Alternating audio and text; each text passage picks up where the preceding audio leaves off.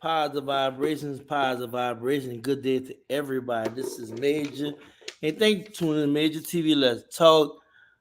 Sorry for being late. Came in from work kind of late, trying to get organized, as well as make sure my audio, my visual, as well as Brian, who's gonna be the special guest, somebody very special, be a dear friend. We go way, way back. This is a special interview for me. And we had to make sure everything is working right. He's ready backstage. And before I even go any further, please like, share, and subscribe. The way we build a channel is by sharing the content, by putting the word out, let them know what's going on with Major TV. Which y'all, if you don't know about Major TV, I talk about everything black and some. I'm all about the community. I'm all about helping. I'm all about just sharing and showing love. Um, and also notification bell, because and shout out to Cody Speaks, because Major TV in conjunction with news, facts, and comments. Man, this has been rock and rolling for a few years and really pushing content out. So check out news, facts, and comments on YouTube, as well as newsfactsnc.net, Black Media Platform. Check it out. Before I go any further, I just want to say this much. Brian is somebody that I can really say is very special to me. We go way, way back, and I'm gonna let Brian talk for himself. I just want to just acknowledge, how special he was to me, and how he was helpful toward my growth and whatnot, and set me for the person I was, because I was kind of big headed once I learned a lot of new things, especially about our history, trying to go home, what have you. But it was a brother like him that just kept me focused, you know what I'm saying? It didn't judge me, but it set me for me. Without any further ado, I want to introduce Bryant Thomas. What's up, my brother? What's up, man? How you doing, bro? I'm I'm glad to be with you. I'm beautiful. How you doing, my brother? I'm good, man. I'm good. I'm blessed. I'm alive. That's the first blessing of the day. Of When we course. wake up, when we wake up, the first thing we visualize, I guess, is a self-preservation method. It's the things that we need throughout the day. We may ask that God solve all our problems, smooth all our dilemmas.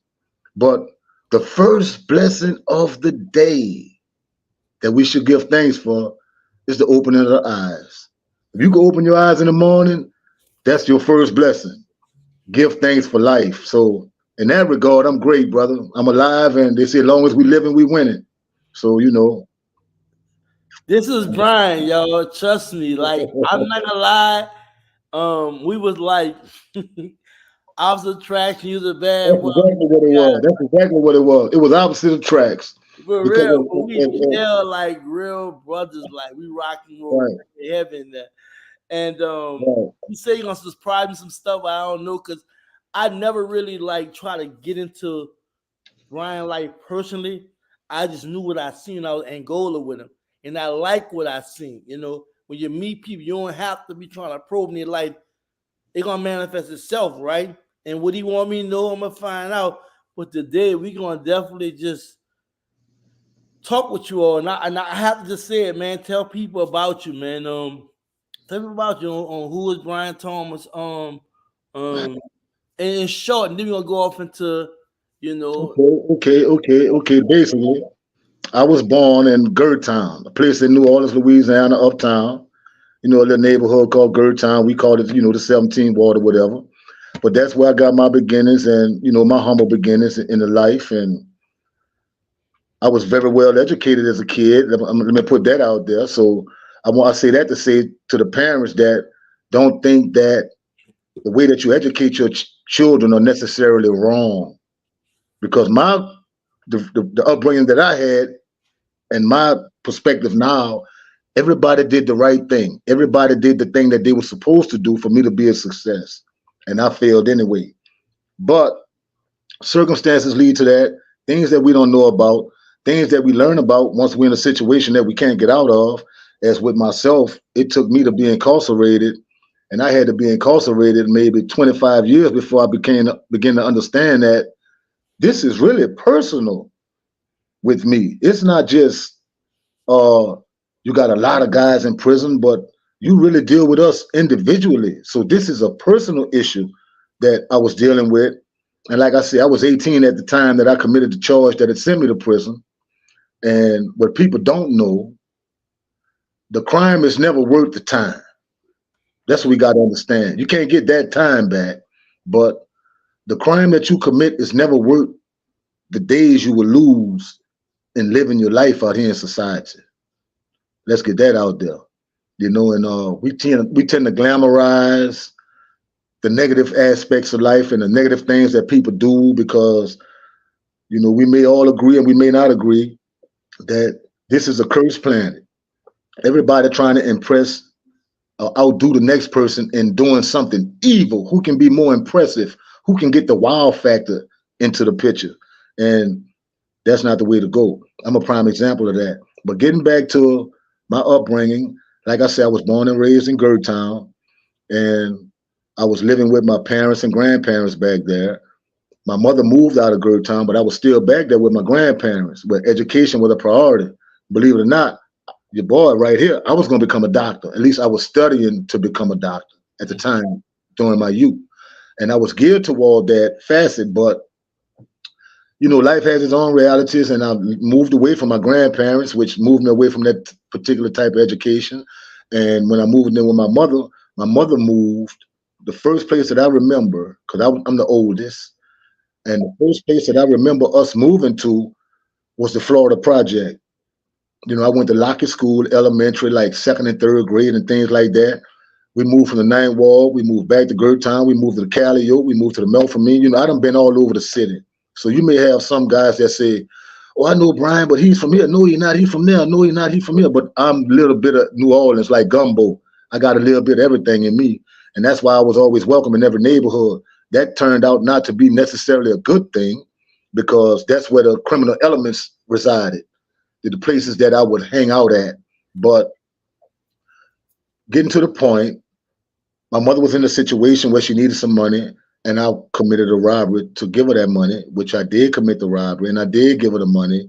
And the results were poor and disastrous, not only for myself, but for them as well, because the money didn't serve the purpose. The money served the purpose at the time, but the money didn't rectify the dilemma that my mother was in. I can't say parents because she was single with 4 sons, but poverty stricken, doing bad, and I'm out here in the streets. Let's get to that. Where that turn took place, whereas you was a good child growing up, and Right. you were looking at studying to become a doctor. You just spoke about your mama needed some help financially. You did the crime, right? Where that mentality came from that for the shift from wanting to be a doctor to becoming a criminal. Well, I didn't necessarily want to become a criminal. It was like these things are. Commit criminal acts. Then I know what you mean. I know what you mean, brother. It's like it's these things are exciting to you when you're young, when you're a kid. You're 7.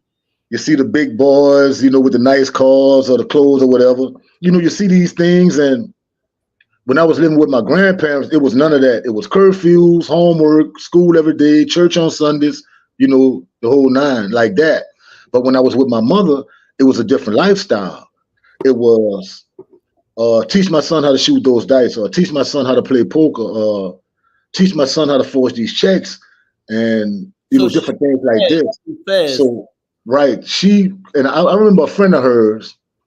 I don't want to call her lady's name, but I remember her friend of hers. I was in the room with them, and the lady actually told her, said, "Girl, why are you teaching Brian these things?" She said, "Because Brian is gonna be a street, person. Brian is going to be a street runner. Brian is going to be the type of person that needs to know these things to survive. At some point, they may have came in handy, but when you look at the big picture, they were more harmful than helpful. You understand what I'm saying? So it was the excitement of, I grew up in a dual existence. It was the excitement of living with my mother, with the parties and the friends and a house full of people every day, and the dancing and the music and the little weed or whatever. Cause I didn't really see any drugs harder than that. It looked like everybody just was smoking a little weed, and I got introduced to that young. And I think that's probably where my drug habit came from when I did establish an addiction, because I was used to being high, not in my right mind, even as a kid. But one life was with my grandparents was discipline, hard work. With my mother, it was all play, play, play, play, party. Go to school, play, play, play, play, party. Go to school, things like that. Where your mama And pick up all these bad habits from? I don't know. I know she had me when she was young, so she still had a lot of oats to sow. I'm gonna just put it like that. As a young lady in the streets with a young child, she ripping and running. She doing whatever she does. She got pregnant with me, I think, in 11th or 12th grade or something like that. And her life before that, I have no knowledge of. Obviously, I wasn't born, but What you do? Do you think she was a product of our environment as far as the social ills and economic ills growing up in New Orleans? no. I think that, like I tell people, see, the Mississippi River has a strong current to it. If you jump off a barge or a boat or just walk into the Mississippi River and think you're stronger than the current, just try swimming against it and you're going to find out how powerful it is. That's the same thing with the streets. I think the streets have a current to it that's more detrimental to us than the Mississippi River. The streets have a current to where, excuse me, the minute you leave home, one particular night, you might go venture off in the French quarters or somewhere else, just sightseeing. But you may meet some people, and you may have a great time with those people. You never seen them before, you never saw them again, but you're gonna go out there the next night. You're gonna be looking for the same experience, and you're gonna go out the next night trying to find that same experience. It's like chasing the high, and the more you go out there, the more the current sucks you up to where you get to the point to where you feel you need to be in the French quarters every night. You're gonna feel you need to be running the streets from project to project, from bar to bar, to club to club. You're gonna feel like you need to be there because the current has sucked you up. When a person is drowning, they say when a person is drowning, even though they're submerged in water, they are actually conscious of the things that's happening around them as they're drowning.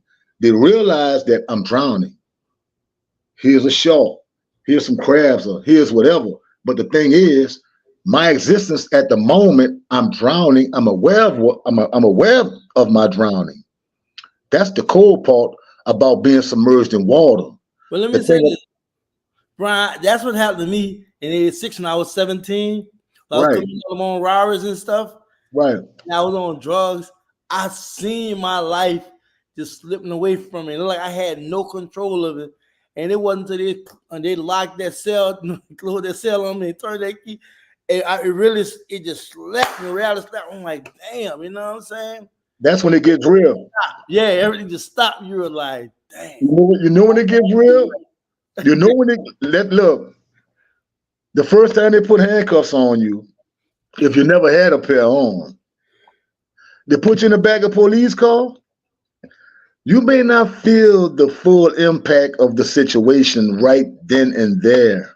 But when they bring you to the central lockup or wherever, however they do it, wherever you're from, when they close that gate, when they close that cell door, and you look in that cell and you see guys sleeping all on the floor and on the benches and somebody on the phone, and this other phone been broke off the wall, and you know one thing, find your soft spot on that concrete, because that's going to be your bed for a minute. Then they're going to bring you a sandwich, and you know the process from there. But that's when reality kicks in. This is the real deal. I was OPP, third floor. Man, they Right.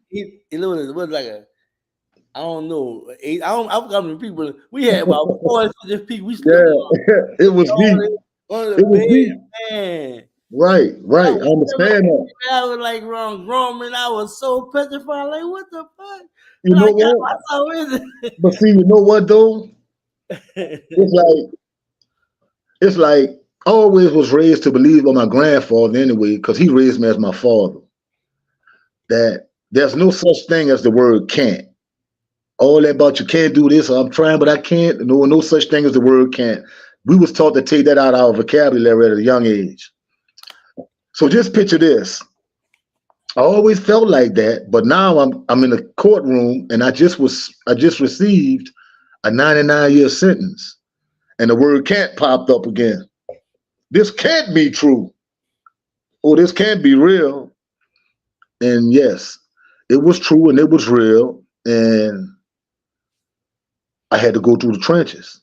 I was Okay, young, like I right. said. So when you went there, when you went to Angola, like when you how fast you got off the porch? I mean, when you got the porch, how fast go off the porch means get in trouble, in their lifestyle. How fast Okay, you went upstate? okay.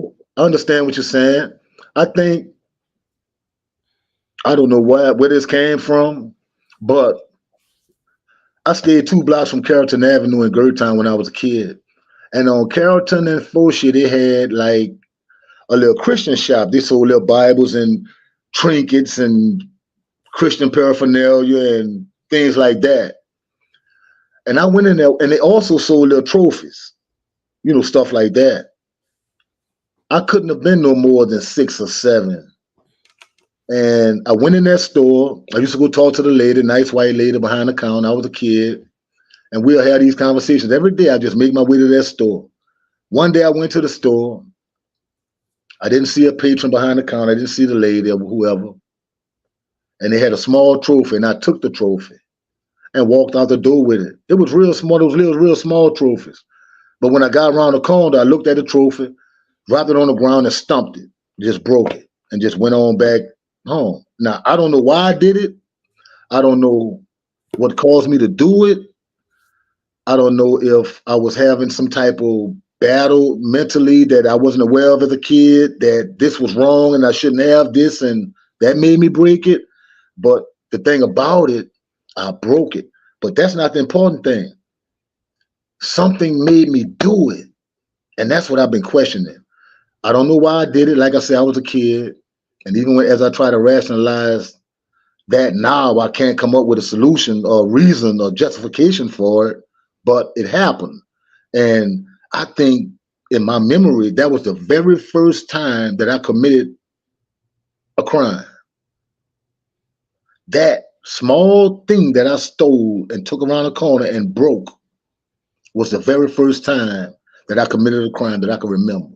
So when did it got to the point where It before you evolved let to go, and then it when you is really got into the robbing, that serious right. that as a little kid? Okay. Well, I was about 12 years old. But let me tell you like this. Like I told you, my grandfather raised me as my father.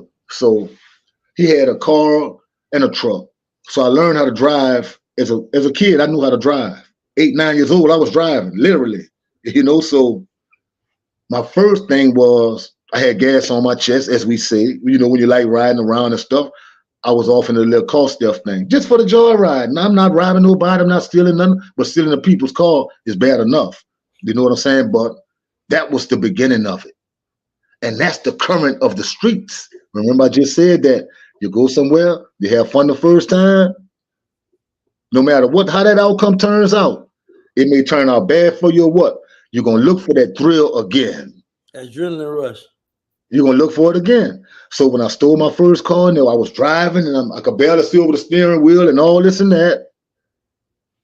That was cute. I think I was 12. I remember how old I was. I can't say I think I was. I know I was 12. I remember because I made my 13th birthday and I had a stolen car parked around the corner. So I was 12 years old when I stole my first car. I was able to keep it like a month or so, and I went to jail for it, as I was supposed to go to jail for stealing somebody's property like that. But that was my first. That was my first taste of the strength of the current of the streets. That joyride, that adrenaline. 2 friends from the neighborhood, females, and another friend, my partner, dude. We ride in a high car with 2 chicks and we listen to music and we just ride around the city and we just young and just doing stupid shit. And none of us 14 yet, But that was the current of the streets that got me deeper. Because when you get glorification from your the people that you're riding with, even though the car is hot. Oh, Brian, look at Brian driving. Oh, look, because I'm like this. But that's a part of the current that keeps us trapped. And it just elevated from car theft to burglary to. That was my introduction. We had so many stolen cars. Desire Project, we used to rent them out. We had a bunch of them. It was like we had a group of us just was going crazy. That was my first introduction outside, Right. selling weed, marijuana, what have you. Right. So let's talk about when you went there, when you got convicted and sentenced and went to Angola. Let's talk about that experience and just your perception of, I don't say perception, but your experience in Angola. You know what I'm saying? Because that can be a long conversation, but your best way, because I really want to fast forward. I want people to really see, because you have so much I want to touch upon that you spoke about, but I really want to set precedent about why I'm going to go back to that and how I'm proud of you, how you changed. Right. Talk about when you became incarcerated with Angola, because I remember when I was young, right? I did so much horror stories about Angola, right? I was like 13, 14, so me actually, because I got a lot of, when you got arrested and convicted, and when you got convicted to go there and go, I was 17. How old you were? I was 18 when I got arrested in 83. I made 19 the following month. All right. All right. So I was arrested in 1983 in October. In October 83. In 1984, in March, I went to trial. So I was convicted in March of 84. I stayed in the Orleans Parish prison 4 years. Then I was sent to Angola in 87. Just stop right there. Now, people don't know that what they was doing. When you young like that, they let you sit in the parish a while to get you ready. When I got locked up at 17, then transformed until I was 19. When I got, and man, in prison, I didn't have to beg them people to not send me to the weak block to go. Because I was like 100 and like, I don't know, 30, 40 pounds. I was little when I first went there, right? Little. I had a little bit beg the current them, Lieutenant, man, look, don't see me now. I'm a man can handle my business. Because, if you look fragile, or the I had to beg the people. I had no hair in my face, man. It was crazy. People don't know that. They let you sit at that time. They let you sit in Paris for a few years. But man up. Yeah, man. Let you man up a little. Yeah. The Paris prison is worse than Angola. Right. They had a lot of turnout. Absolutely. Yeah. Absolutely. All right, you can finish, my brother. Absolutely. But I understand what you're saying. And I felt like that too. Because when I first went, I know you go to the visiting shed, they got it's visiting shed kind of big, and they got all the classification officers and colonels and majors and everybody about the new intakes. And I went to I think it was Major Mayu. That's exactly who it was. He may have been a colonel at the time, I'm not sure.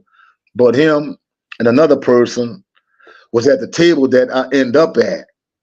And it was like, well, he got all this time. He shouldn't have got all this time. He should have just got 20 years. So this reinforced in my mind, like, I'm not supposed to be here, at least with all this time. I don't, I understand I committed a crime and I understand I have to pay for it. But 99 years, how about 9? 9 years will be enough, but anyway, when I first went, they decided where they wanted to send me, and I didn't dispute it because I didn't know nothing about Angola. All I heard was like the horror stories and this, that, and the other. And they decided to send me to Eagle, and I went to Eagle, but I didn't know that my mother was a popular woman in New Orleans. My mother's a very popular woman in New Orleans, and she knew a lot of guys in prison. And a lot of people had been away. They had been following newspapers because I had been in the newspapers, a few times. And they knew when I was coming because, as you learn, once you're in prison, you can find out who coming, when they coming, and where they coming from. And they knew I was coming when I was coming. So the day that I went, they had people all over Angola waiting to receive me, to give me the things that I needed, whether it be food or clothes or whatever I may need. These were friends of the family that was willing to help me. And one friend of mine, well, look, I got a knife and a carton of cigarettes. He said, I'm going to give you that. And after that, you're on your own. Don't Yeah. come on me with nothing. And so that's what he gave me. He gave me a knife, a prison shank, and a carton of cigarettes. And that was that. So, and from that point, I felt like I had something to prove. You know how it is when you're young. I felt like I had something to prove. Boy, I jumped off the bus swinging. You know what I'm saying? Then I found out I was in a weak line. Well, they said, you on Eagle side. This ain't nothing but checkouts, rats, checkout rats and sissies Let me, and cowards let me and tell all you, this. that's why I And don't go because a lot of dudes got false jacket going over there. right, So right. I you went, get on the that's bus where I was first now sent. over there. You get a jacket, automatic, you're rat a punk, you go weak line. But look, they can look at you, but see, it's Yeah, for, I it's know. for but it's also for young, it's also for youngsters. As well as It's for young people. It's homosexuals. for youngsters like myself that they sent. Yeah, And and then 90 days, gay guys too, though. You know what I'm saying? right. You have different people that go there for that they'll send there for different reasons. That's true. Yeah, people that's already in the system that they know about, they'll send them there. But Yeah, a new arrival like myself, all they have is my parish prison jacket, which is nothing. And they, upon observation, seeing that I was still a kid, and said, well, we're gonna send him to Camp D. We're gonna send him to Camp D Eagle. I don't know nothing about the prison. I'm like, well, Camp D Eagle it is, because I'm like, wherever they send me, that's where I'm gonna go. Could have been a cell blocks, down the walk, Raven, or wherever. Wherever they send me, I'm gonna go and I'm gonna stand up wherever I'm at. And it just so happened that's what it was. But guess what? Just like I told you, they had people all over the prison waiting to receive me when I came. They had two people on Eagle side waiting for me too. So when I got to where I was going, the night I made it there, I couldn't believe the scene. It's nothing like they have in prison today, as far as Angola wise. The homosexuality was still in strong effect. The violence was still in strong effect. I could not, it was surreal. I couldn't believe what I was seeing. I could not, I'm talking about, I could write a novel and be like Steven Spielberg, and I couldn't create a prison that was operating in the, and doing the things that they was doing in that one. don't forget about the picking cotton and the Look, picking. my, my first day in the field, my first day in the field in Angola, I had been there 2 days. You go there one day, the next day they send you to see the doctor and all that. The next day you at work. So the next day I was in the field. I got off the bus when that Monday, Wednesday, I'm in the field. Look, it just so happens that they're going by the number on the roster. My number didn't reflect that I was new. My number reflected that had did time before, which I had for the car theft. I had never had a violent charge before. And my number didn't reflect. You look at me and you say, well, he's just fresh fish. He just come to jail. He just come to prison. But my number says that, no, this guy he been out there a little minute. Yeah. So the way they was going in Angola at the time, they was going by the roster. And my number fell on the roster that week when that Wednesday, my first day in the field, I was on the water bucket. I didn't have to work. I got to stand around at the water bucket and observe all the other guys work. And guess where we went? To a cotton field. I had never seen a cotton field before in my life. I could not believe it. I'm standing there on that water bucket and I'm looking at that field and I'm looking at that cotton and I'm looking at the guy on the horse with the guns and I'm looking at the guy on the horse, the field farmer, which overseer the field farmer on the horse over us, and he counting rolls out and guys picking cotton, and I could not believe what I was going through. I couldn't believe it. Okra, man, I had to break out. I'm talking about, say, I ain't gonna lie to you. I had called so much of water rides out there. I had so many extra duties for cussing people. I said, man, I had to cuss them out. Come, man, call the truck. I'm going to dungeon. Come call the truck. I had so many extra dudes, it's 5 days a week you work. I work in 7 days. Nobody got tired of how this came and just Just took that shit away from me. Just took all the extra Yeah. things I was doing, man. I couldn't I, do that shit, dog. And then I never I had a had so much. job. So you taking people off the street. How can you rehabilitate? As I said, how you can rehabilitate somebody never rehabilitated? So they take you off the street, no formal training, work training. They're putting you in the field. It was pure slavery, bro. Don't forget now. People don't forget when they watch the movie Life with the MA guards. That was Angola. So Angola had the black MA guards, the guns, That's true. and the big lawsuit and everything they And you had. still got them. Matter of fact, a friend of mine, They do. a friend of mine, she's on the road right now going to Texas for the holidays. She just won a lawsuit, but she's a paralegal. She's a good girl that's good with that law. And she just texted me yesterday, say they won a major lawsuit against Angola. So, she's one of those advocates. I'm trying to marry this woman. You know what I'm saying? But well, I can't say that, but she's somebody I'm interested in, but she's really got a brain on her shoulder. But they just won a major lawsuit against Angola because they're still violating prisoners' rights. People dying every day. They're living in filth.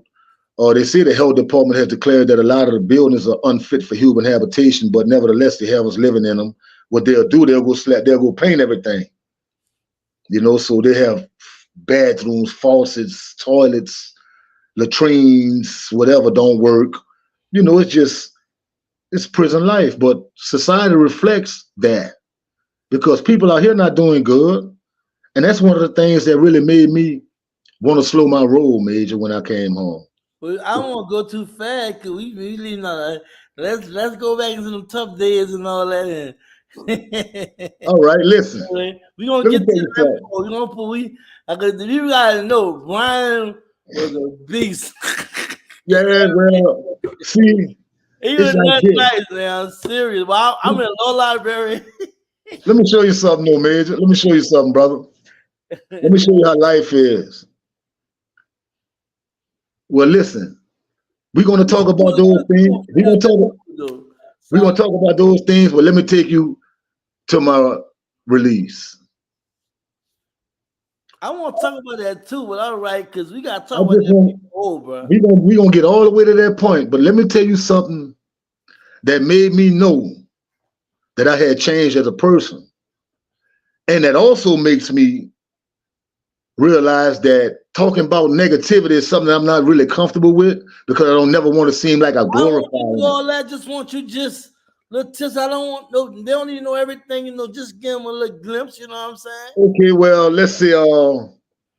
I met Major, this brother here. He was young. You should have seen him. Handsome, fly guy. And the thing about it, they say opposites attraction. I guess that's true. But the thing about it, we worked in the same place. I think that gave me the blessing. I'm gonna say blessing of meeting this brother. I really getting close to him.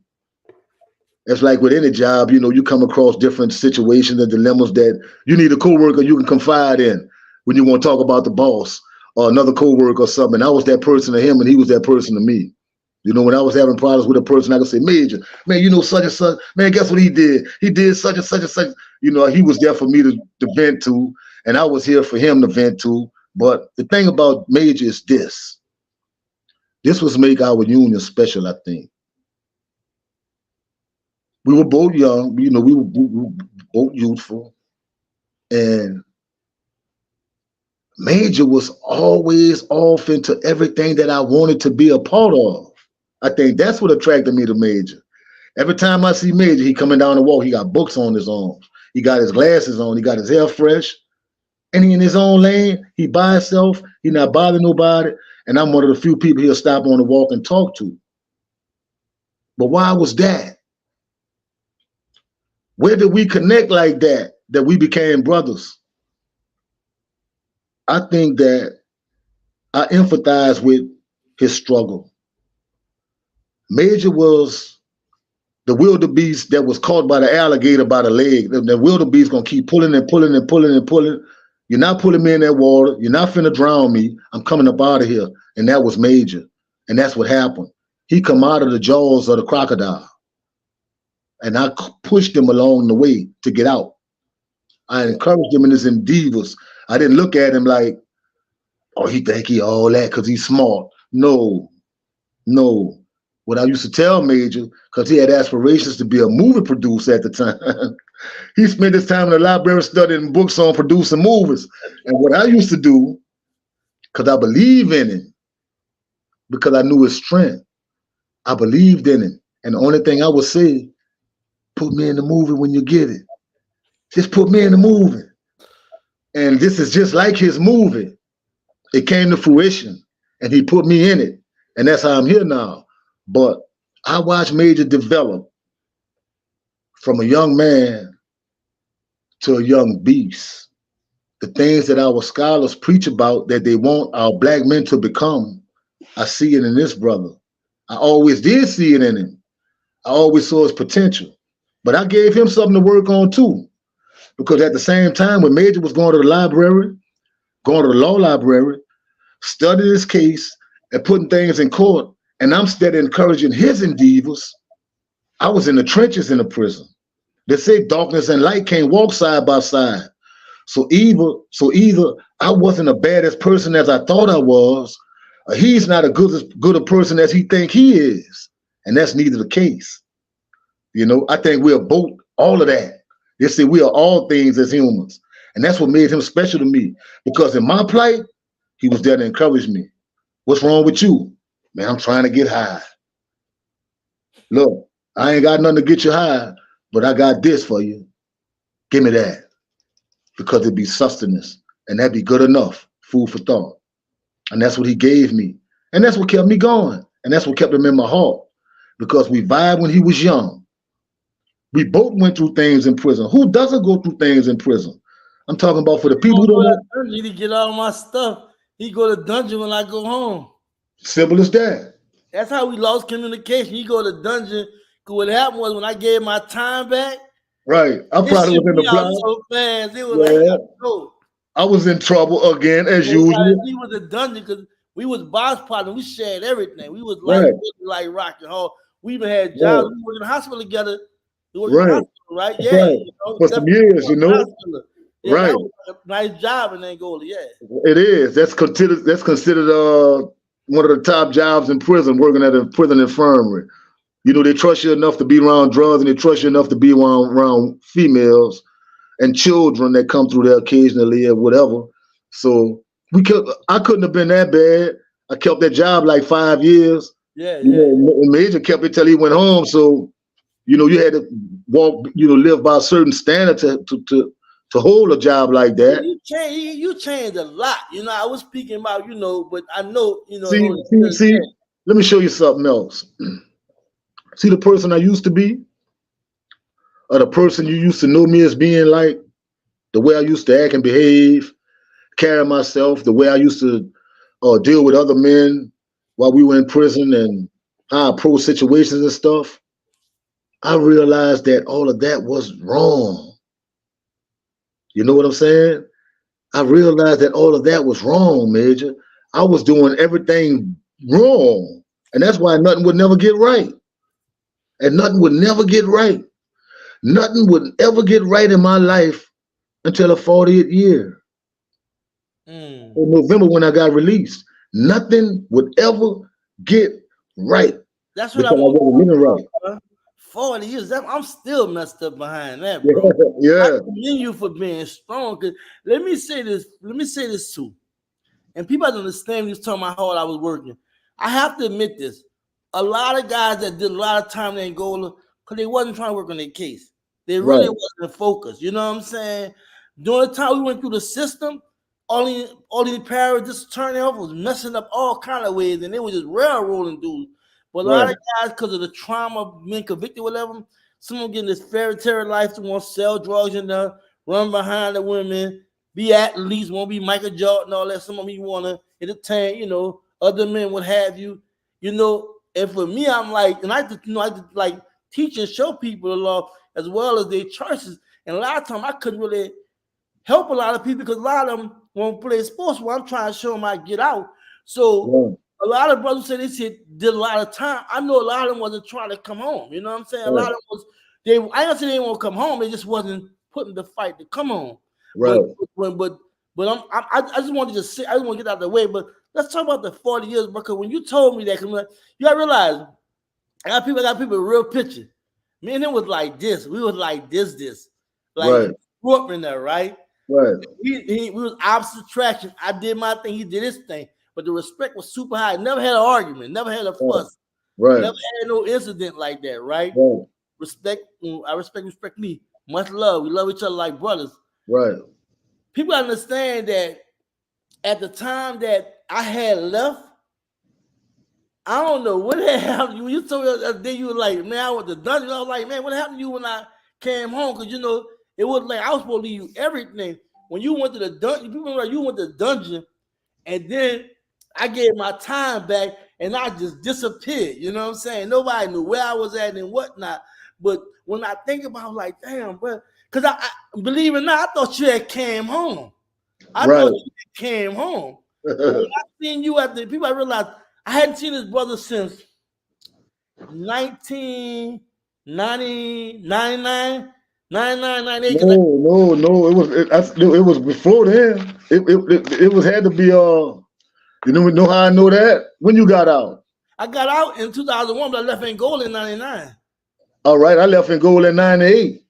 So I had to see you in 98 then, in 97. It had to be around 98, 97. 97, we were still working at the hospital. Yeah. So remember, that's 97. Right. We lost communication because he got his ass in trouble. Right. and everything else became history. I gave my time back. Everybody was like happy. I went home, whatever. And I didn't see this brother until 2 weeks ago. Right. 2 weeks I ago. had no idea to see Bryant. And as y'all already know, I did the short little video about him, what have you. And now you're on the platform, but this reunion y'all see is really real and genuine. You see the smile, you see you see the love, you know what I'm saying, the respect and everything.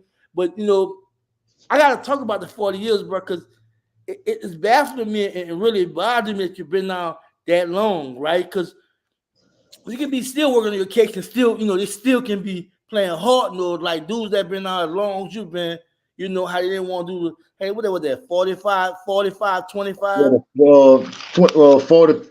45 years. 40, 25, something like that. Yeah, 45, 20. Yeah, or something like that. 45 years old and 20 Yeah, you got to be 45 and did 20 years, 45, 20, I think. And it still wasn't letting guys out, bro. They wouldn't let me go.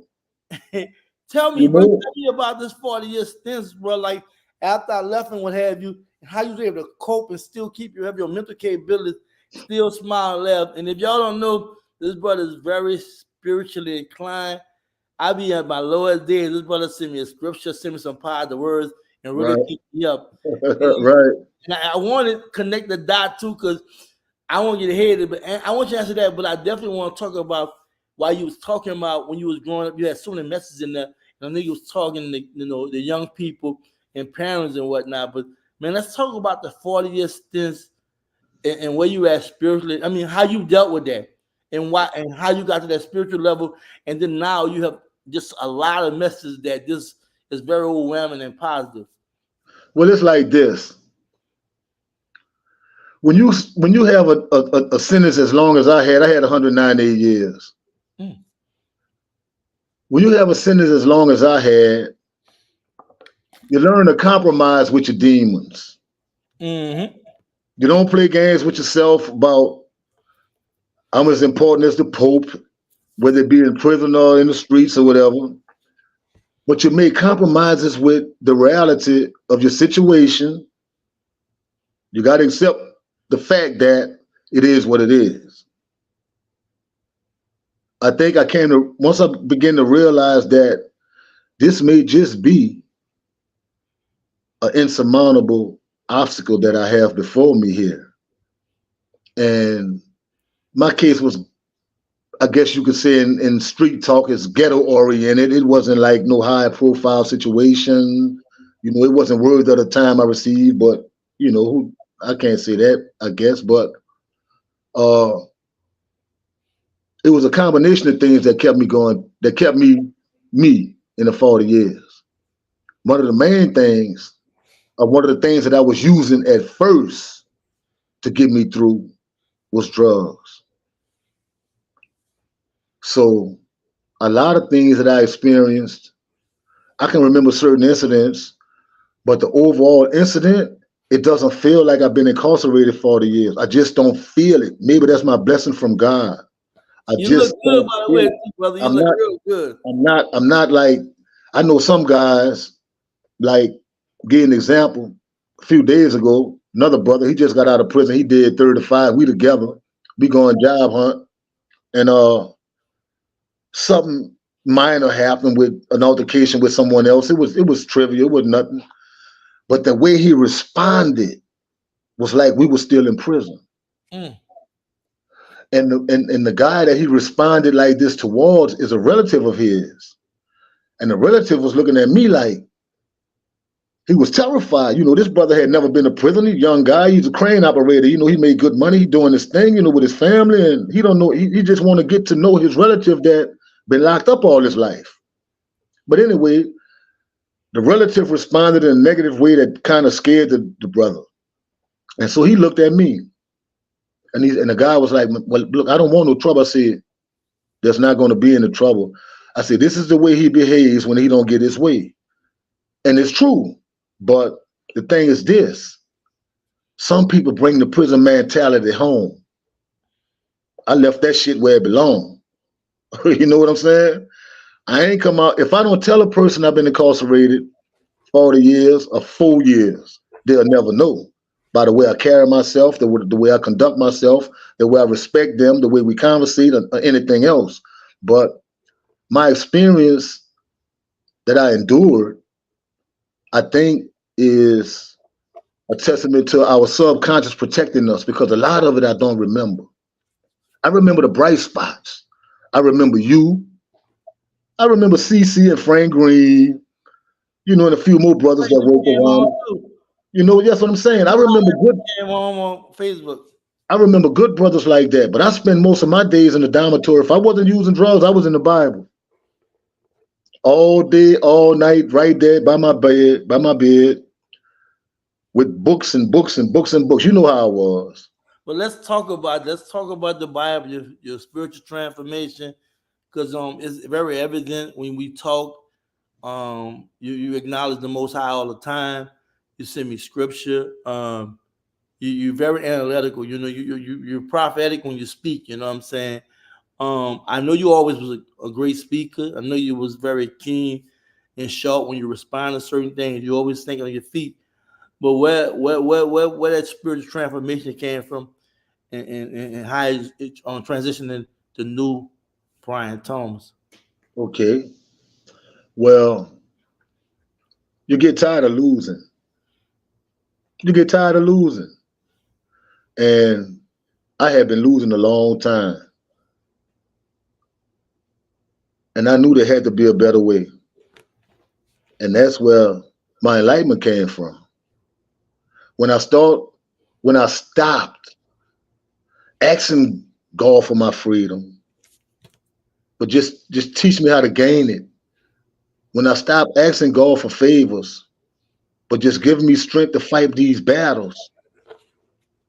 When I stopped asking God why I cry every night, just give me a reason to smile sometime. These are things that I prayed for. The transformation of my spirit. I prayed. You know how I used to be. And a lot of people don't know this about me. But in prison, you get off the bus, you hear certain things about a certain place, especially Angola, and you want to live a certain way. You don't want to be nobody's punk, and you don't want to be paying draft. And so when you get off the bus, you got to cut up. That's what I thought, and that's what I did. But thinking like that and living like that is what kept me incarcerated that long.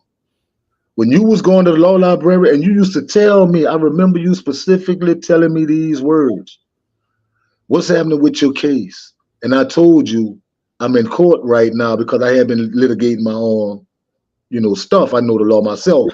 And I had been, I had gave 99 years back, and, I got stuck after that. You know what I'm saying? But the transition for my spirituality came, I just got tired of losing. And I have a tattoo that I have on me that says God's predator. because I had became so hateful and I had turned on myself so much that I hated myself so much. I didn't realize how much I hated myself, but the way that I was living demonstrated that I hated myself. You know what I'm saying? Like somebody can bother you or bother people, and they'll be told several times by different people, boy, somebody gonna knock your ass off. You better stop that, or you gonna something gonna happen to you, and blah blah blah blah. We get these warnings, and then we go to feel like it can't happen to me, and there go that word "can" again. Cause I just felt like I just can't be the Bryant Thomas that they're talking about. Got to do 99 years, but I'm exactly the person that they was talking about. And like I tell guys, I used to give speeches to guys in the class that I was in the program, the New Men program, with God Newman, with Brother Flash. They told me he just got out. So I know God real because I know some guys who had some situations far more detriment than mine, far more extreme than mine, brother, that's on the streets right now and have been recently released. You know, so these brothers been through the trenches and we done been through the trenches together and they out now. And that's the power of God. Because the coach say no. But when God say yeah, coach can't stop it. And that's what it took for me. It took for God to say yes to my freedom. All right, now I'm about to like really just get very personal with you because how long you been out? I've been out since November. Um, that's about what 8 9 months. About November, 7 months. Well, look, well, well, I'm going somewhere with this, right? And I need everybody who's listening, and gonna probably watch the replay of this. Like, Brian is a very humble dude. He's a very good dude, and I'm listening to him how he talking, how he full of the spirit, and how really he's coming off. He's really going through something. Like, and I've tried to help him. I'm still help him. I told him I extended myself today. You know what I'm saying? As always, he knew that. But talk about the situation, man. The struggle of just getting a job. You know, the Yeah. trust issues. Talking about the money issues and stuff and how hard it is. And I'm gonna let you know his cash app is definitely in the description of the video, but I'm also putting in the chat. But let's talk about that, man, because when I seen you at the picnic, right, and we gave a strong, long embrace, talked about how much we love each other, you know, how you was thinking about me, I was thinking about you and what have you, and that you know, like what was going on with you, was like, man, said, I said, how long you on been home? He said 6 months. How long you did? You said about. He said I did. You said you did 40 years, and that just messed me up. I said, Right. how you coming along? You said you trying to still find your way out here, man.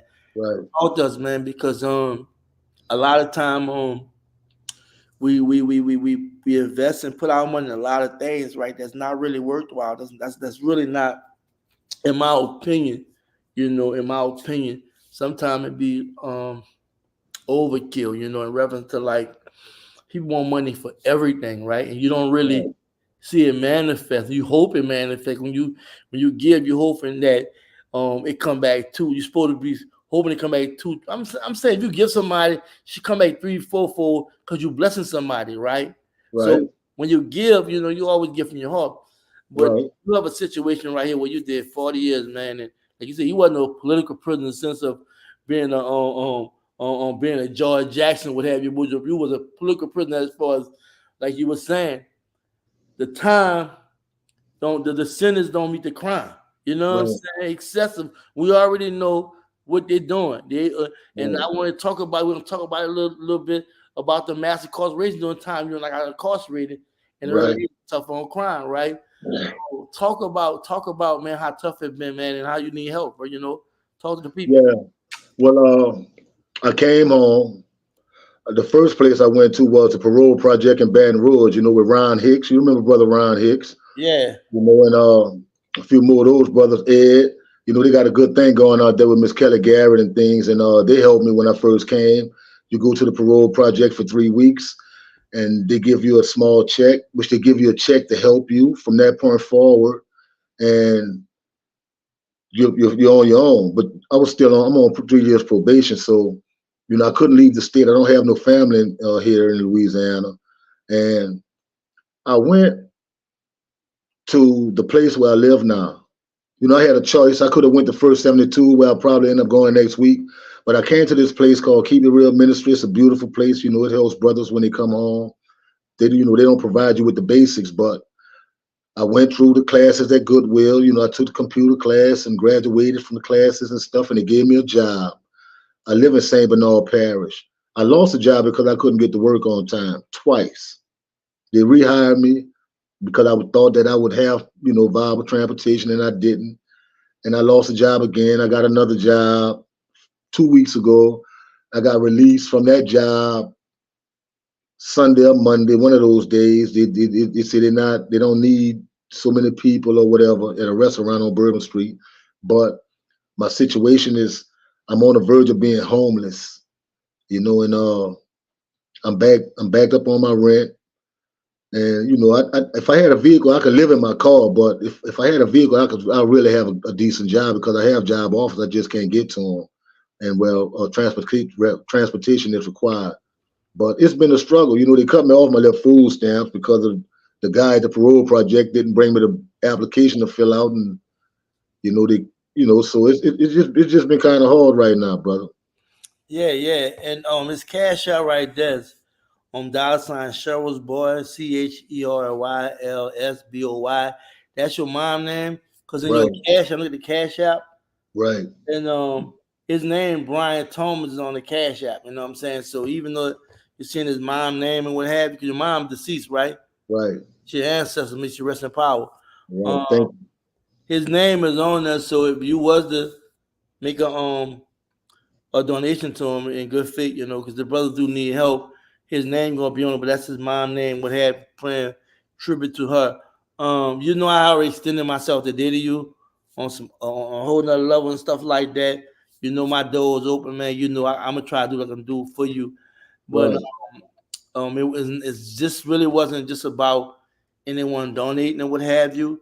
It right, was about telling your story, but at the same time, if somebody can find their heart to, I'm about to sing you something right now when we're speaking, you know. I Somebody can appreciate find it, their bro. heart, you know what I'm saying?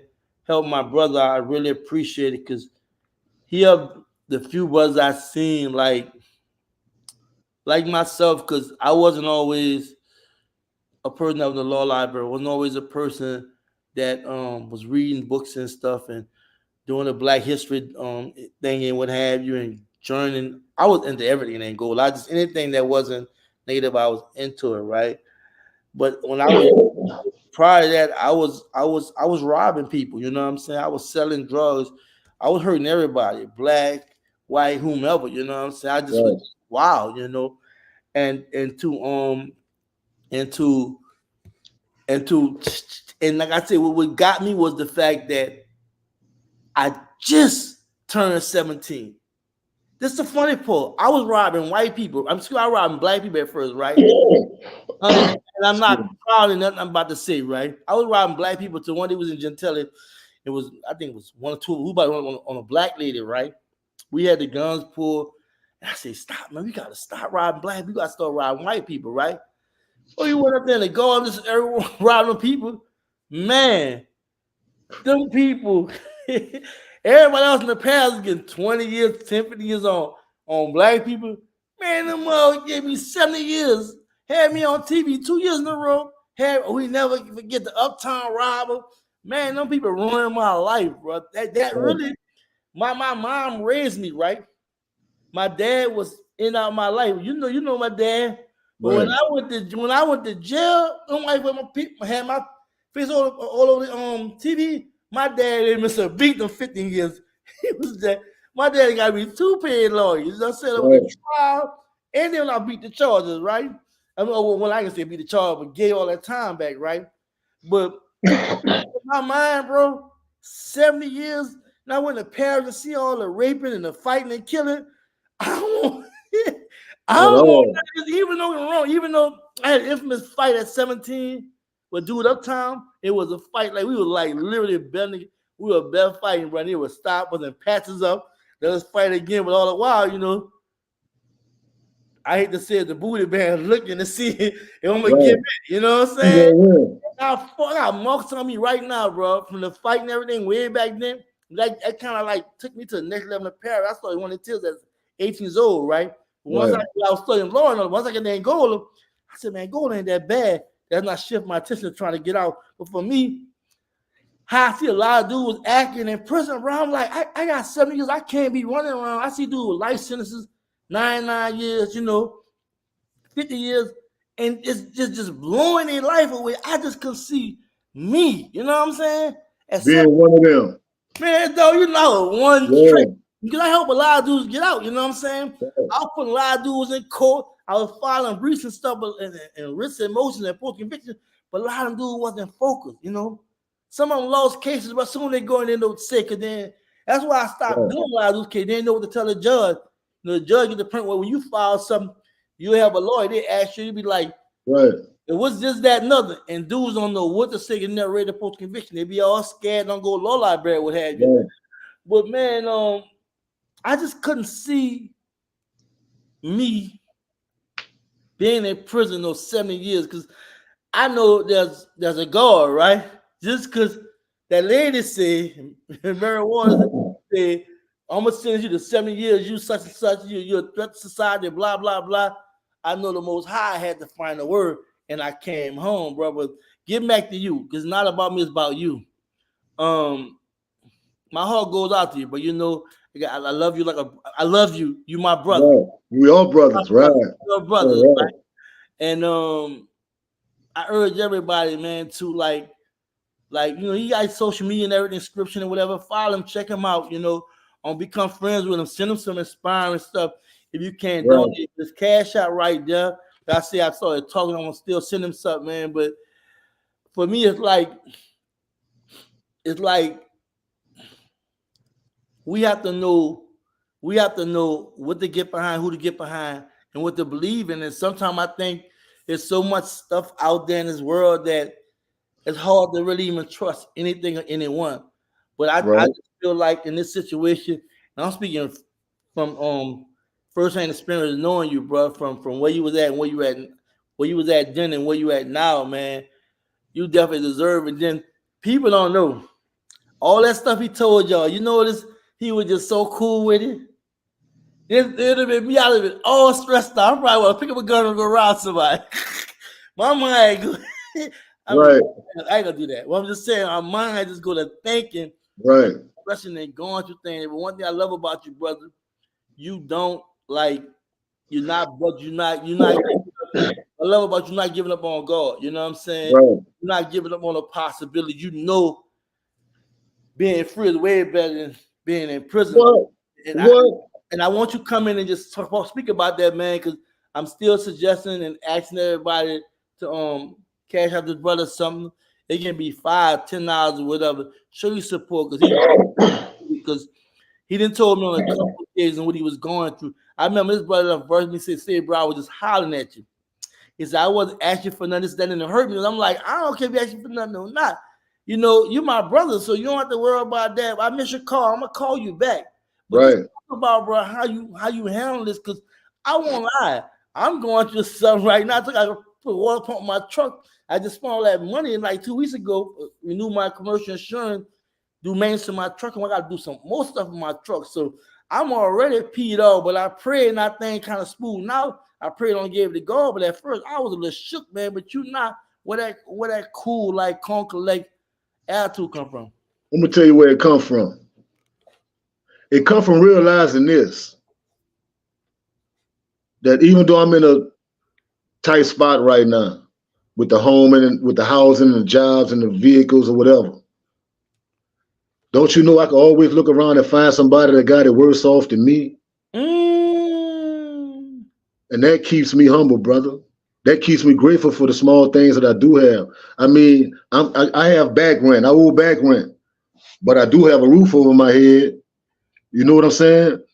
And they got some people that don't own back rent, but they don't have no roof. They homeless. You know what I'm saying? So things like that keep you humble. Things like that keep you humble. So the things that you're going through with your truck, They had a brother that just got out of prison.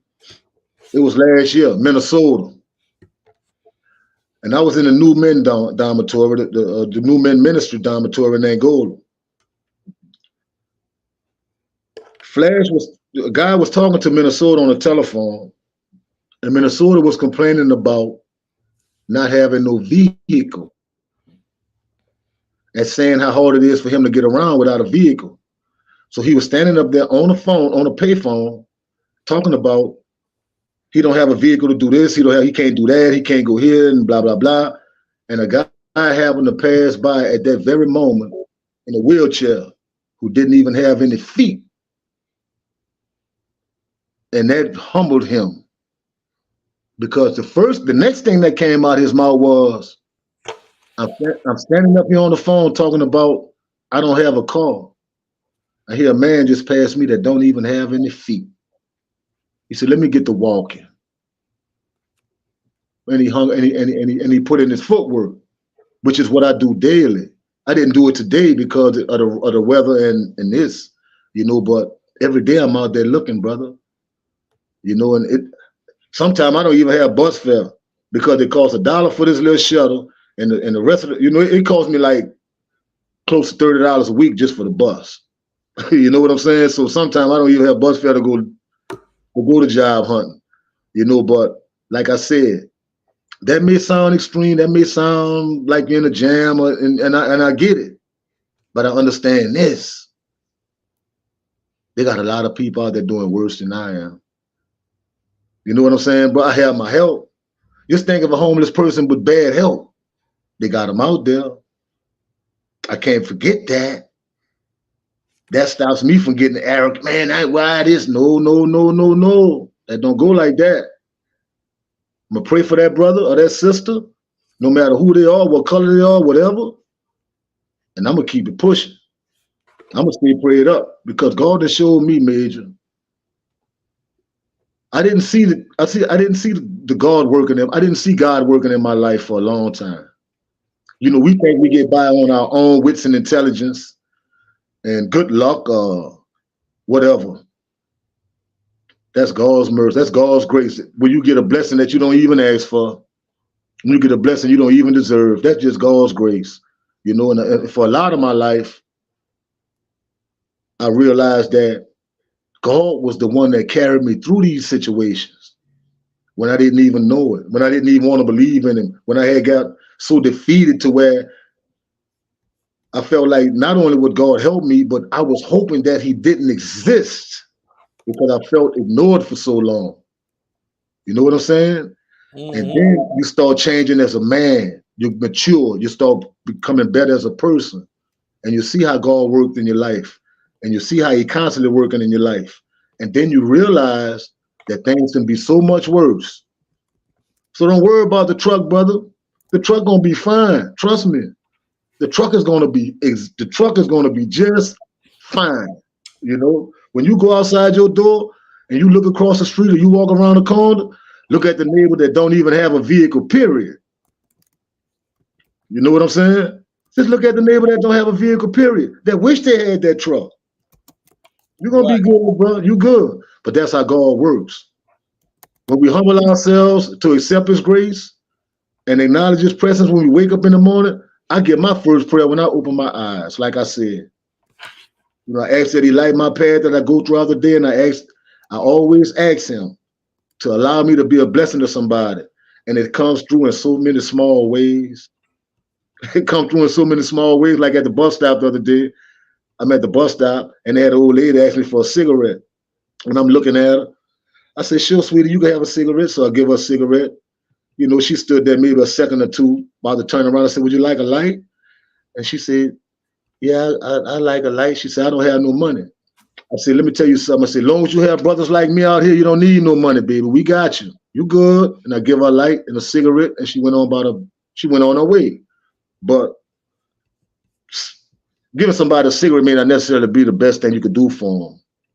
But in that moment, that cigarette was her blessing, and that's what I asked for, to be a blessing to somebody at some point every day, so that's what I look for. and that's how it is with me. I love it, and I've been blessed with some good attorneys, Alex, Anna, and Sam, and one of them had this lady. So, oh man, that's my girl, Alex. She came visit me a few weeks ago. I don't know if you've seen a picture of her and I in a restaurant, but she came down, her and her friend. We had dinner and stuff like that, and she come from California, but I had another one come from Washington D.C. So I've been blessed with some good lawyers, and they're good lawyers, but they happen to be great friends. And I think one of them is tuned in now. I'm not sure, but Alex said she would.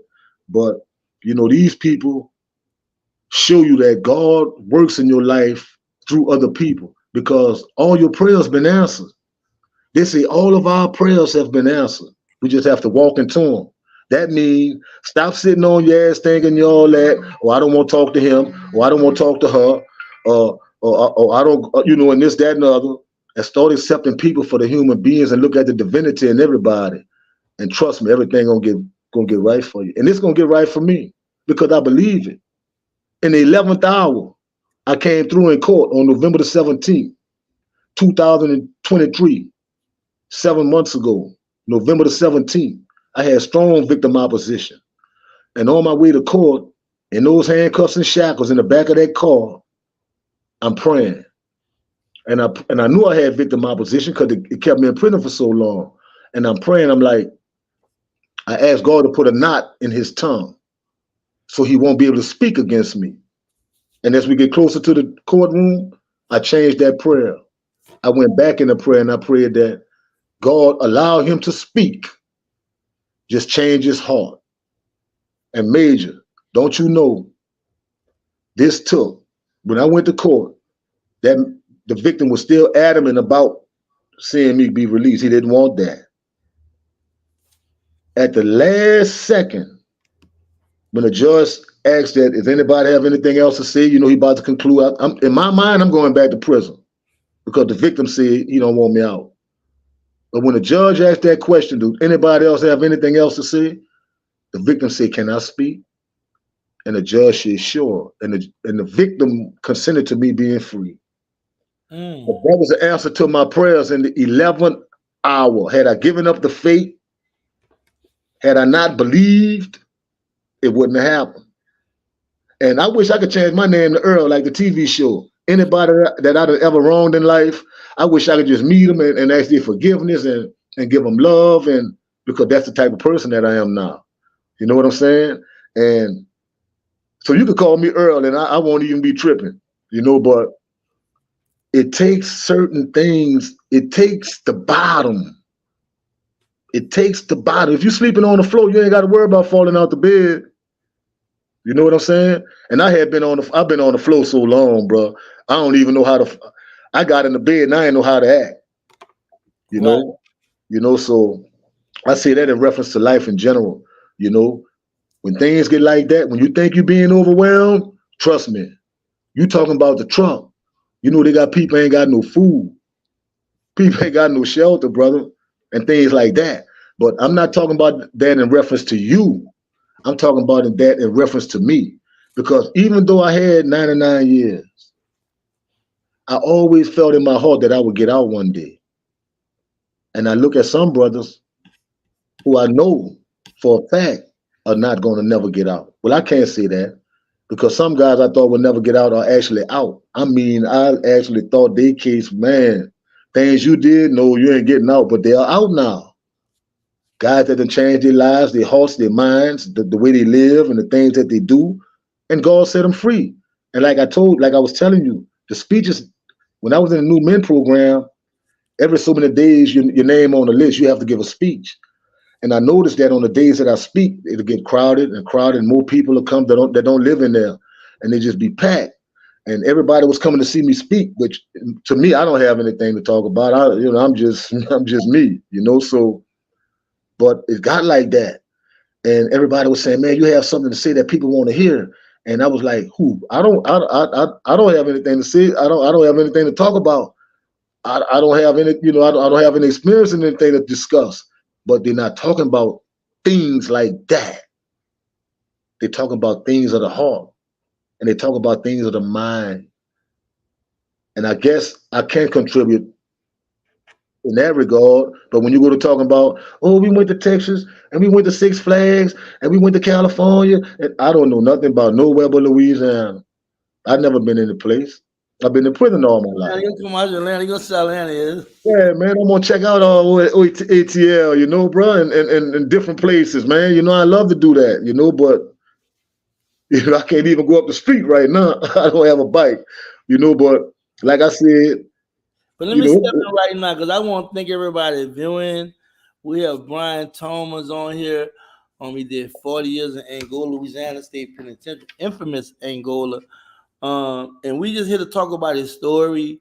And when he speak, I don't know if you're noticing, he have a message. Even when he was talking about his hardship growing up young, he have a message in everything he's saying, and it resonate because I was one of the young people that caught up in the system, and there's a lot of people out there that caught up in the system, and there's people that you probably know, even family that's been caught up in the system with that. So he definitely have a message in everything he's talking about.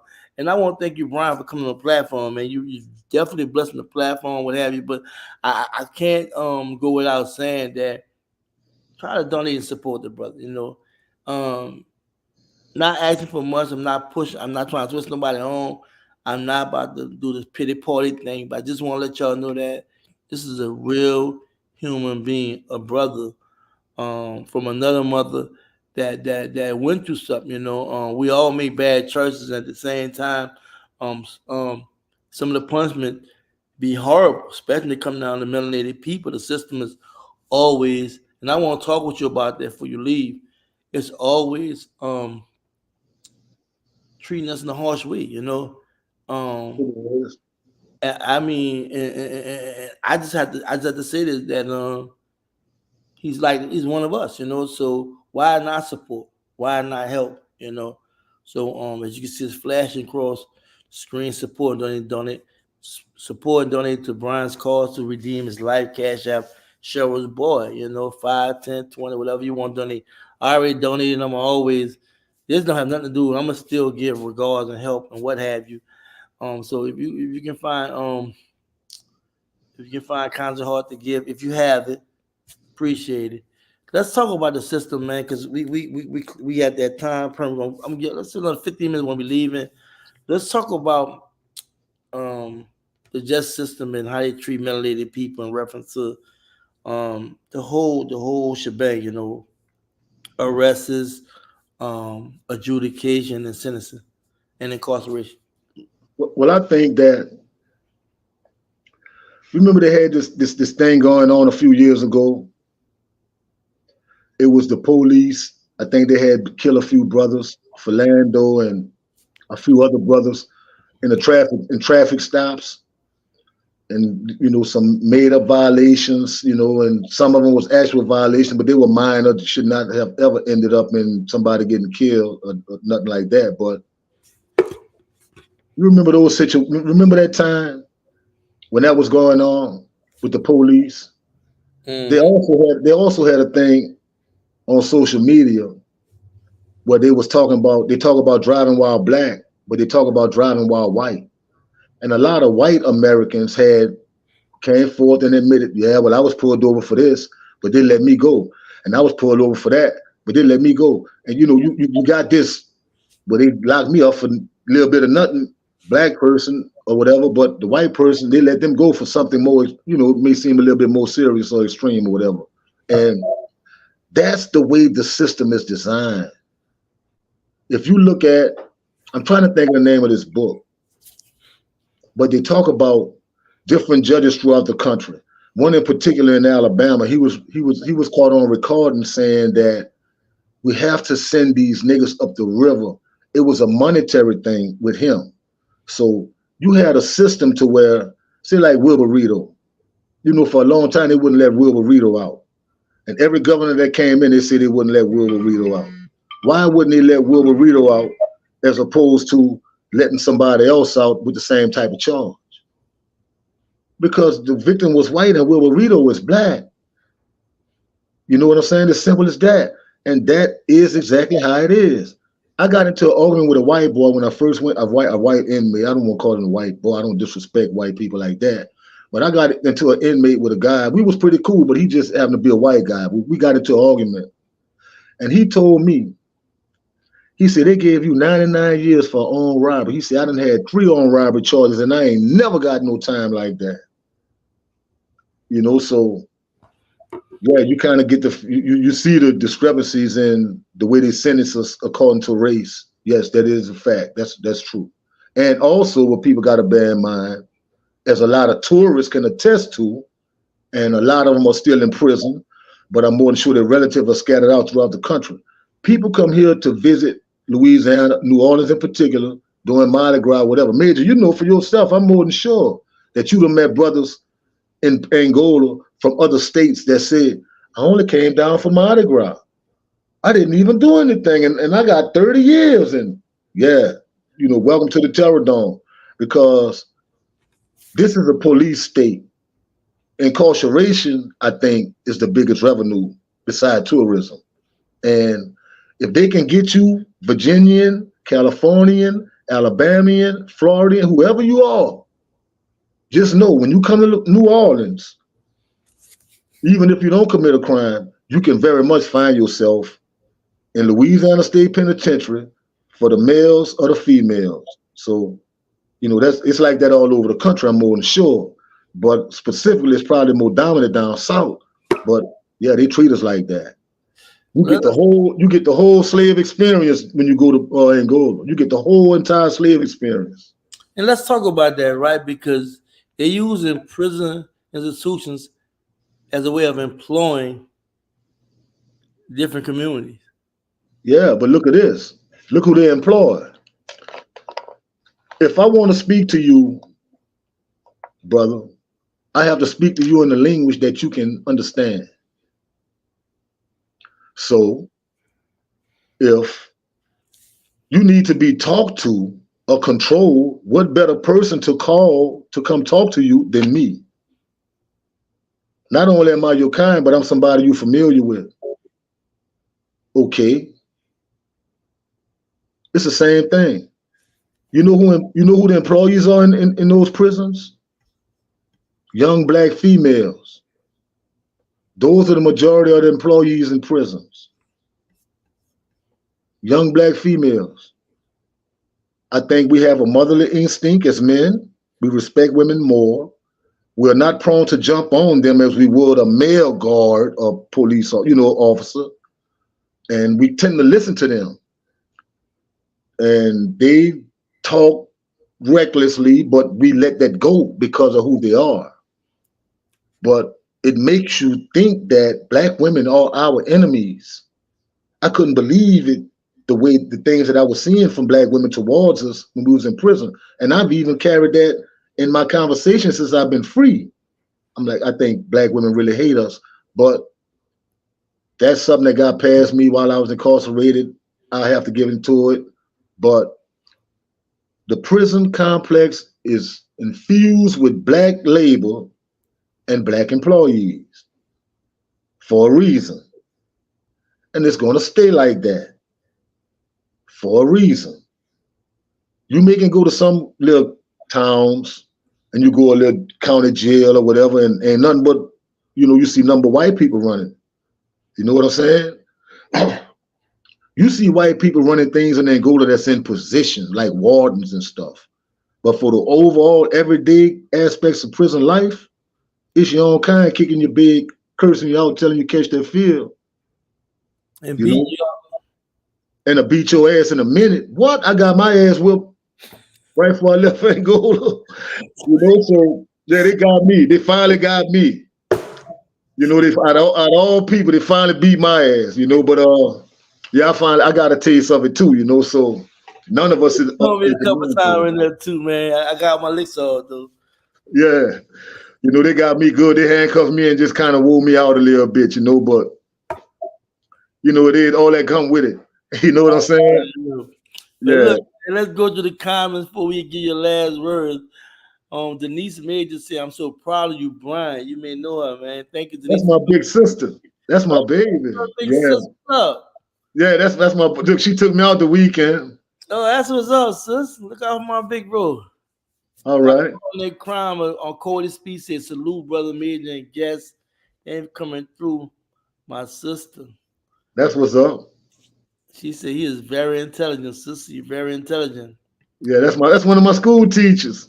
The Yeah. classes I graduated from, me and her vibe like that. That's my girl, bro. Yeah.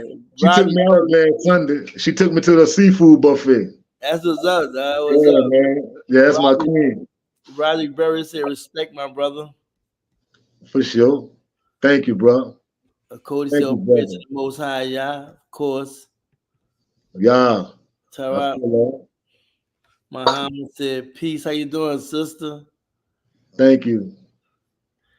Brian, my door's open for you. That's what's up, bro. That's That's what's what's up. That's what's up. up. That's my Thank big you. sister. That part. Y'all bless you, brother. Most Thank definitely. you, brother. Definitely. Right.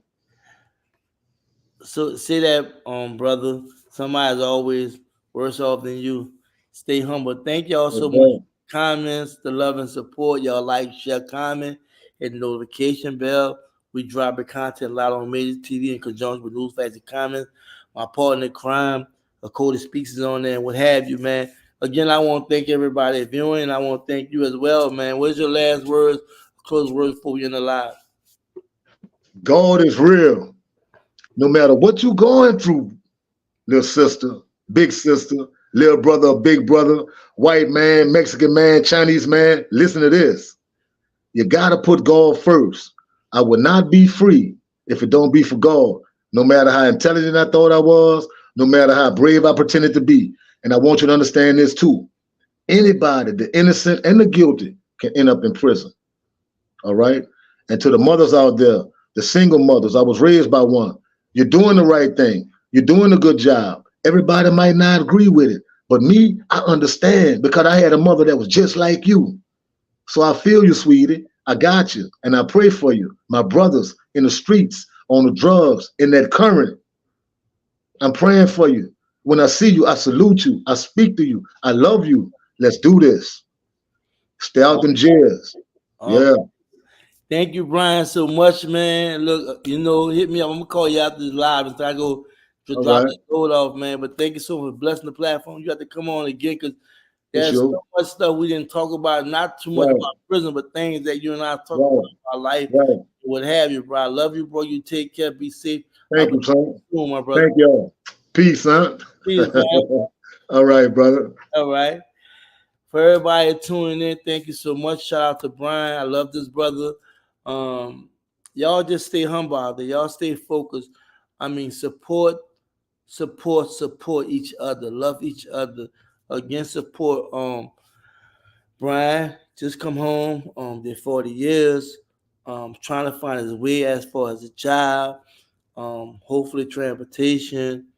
Trying to get housing and he need funds for daily living, food, clothes, what have you. You know what I'm saying? If you can donate to Cheryl's $ Cherylsboy. So again, thank you for love and support. Y'all take care, stay strong, and just be you. Peace.